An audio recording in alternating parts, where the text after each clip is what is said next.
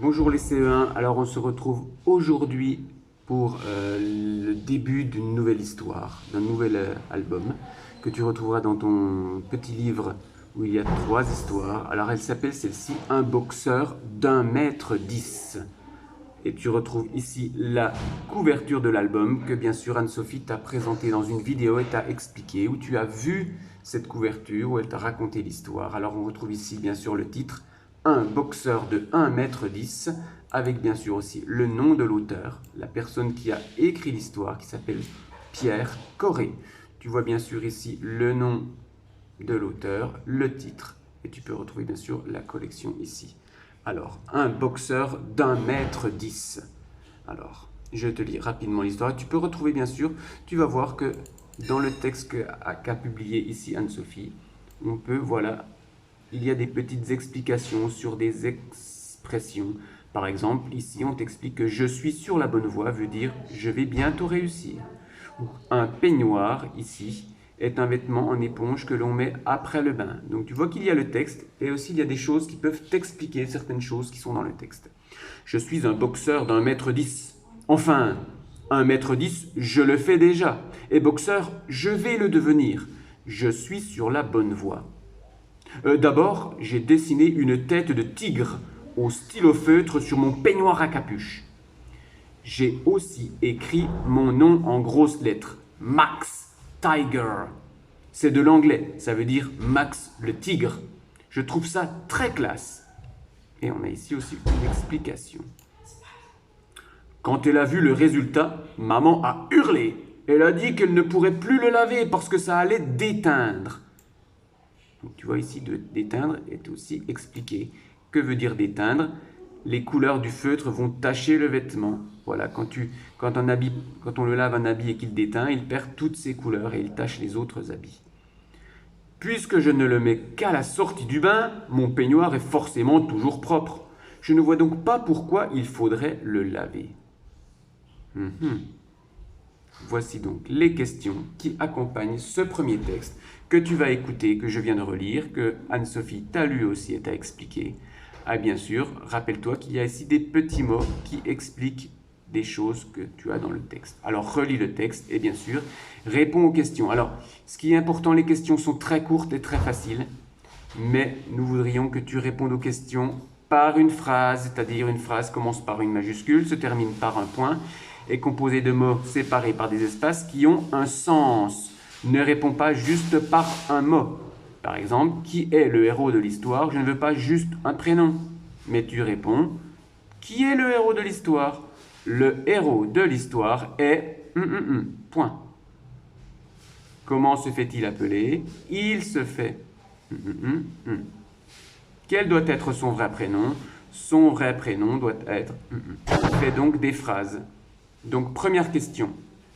Qui est le héros de l'histoire? À toi de voir. Qui est le héros de l'histoire? Je te rappelle que le héros de l'histoire est le personnage principal de l'histoire.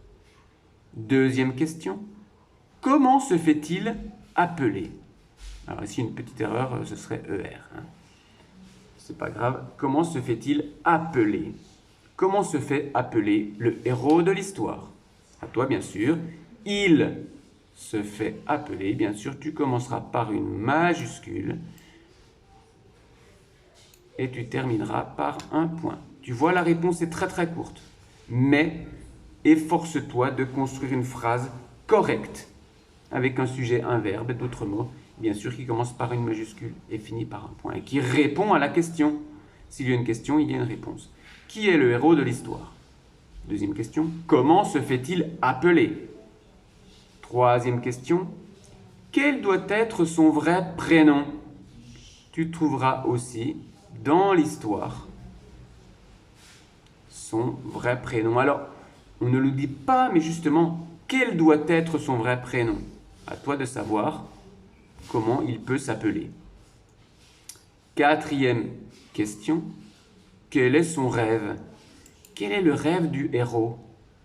Je ne sais pas, est-ce qu'il rêve d'être... Alors, quel est son rêve? Son rêve est d'être et de devenir, je ne sais pas moi, maître, docteur, je ne sais pas, pompier. Ah, à toi de trouver dans l'histoire Quel est le rêve du héros? Il veut devenir... Cinquième question. Pourquoi sa maman est furieuse? Alors furieuse, ça veut dire être en colère. Pourquoi sa maman est en colère? Sa maman est furieuse parce que je vous rappelle que s'il y a pourquoi, des fois il y a la question pourquoi sa maman est furieuse et vous me rappelez pourquoi non, vous me répondez non. S'il y a pourquoi dans la question, dans la réponse, il y aura parce que ou car. Hein? Si on vous demande pourquoi, il faut répondre par parce que. Pourquoi sa maman est furieuse? Sa maman est furieuse parce que... Point. Voilà. Construis une phrase correcte avec majuscule, un point et des mots qui ont du sens. Dernière question. Pourquoi Max, ah tiens, on a ici, pense qu'il n'est pas nécessaire de laver son peignoir? Pourquoi Max pense qu'il n'est pas nécessaire de laver son peignoir? À toi de voir, ça concerne la fin du texte. D'accord?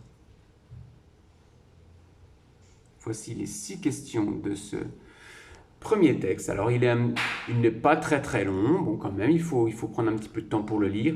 Pense à le lire plusieurs fois. Pense à regarder la vidéo d'Anne-Sophie aussi. Et bien sûr, n'hésite pas à regarder ces petits mots qui t'expliquent des choses.